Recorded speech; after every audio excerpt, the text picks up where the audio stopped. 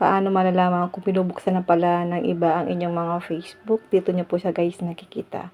Open lang natin ang Facebook app at i-login po natin ang ating account.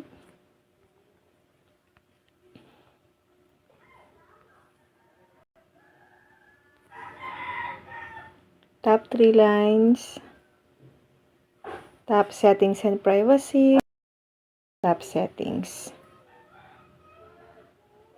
Tap Meta Account Center. Tap Password and Security. Tap Where Your Login. At dito guys, pipili lang tayo dito yung account na gusto po natin na ma-open. Halimbawa guys ito. Tap lang natin. Lalabas dito kung saan nakalagin ng ating mga Facebook account kung ino-open na po ba siya sa ibang device. Halimbawa guys, may nakita kayong device na hindi nyo po device. Para ma-log out yan, tap nyo po ang select devices to log out.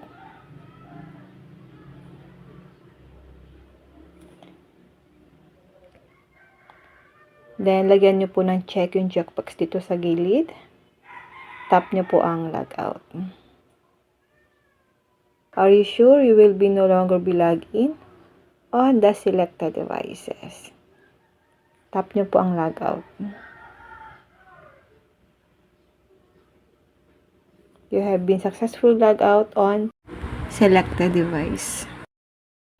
Ganun lang po kadali at kasimple kung paano po natin malalaman kung ino-open na pala sa ibang device ang ating mga Facebook account at kung paano po ito guys i-log out. Yun lang guys, sana po may natutunan kayo sa aking video. And now, thank you for watching. Mag-comment lang kayo guys sa comment section kung may tanong kayo.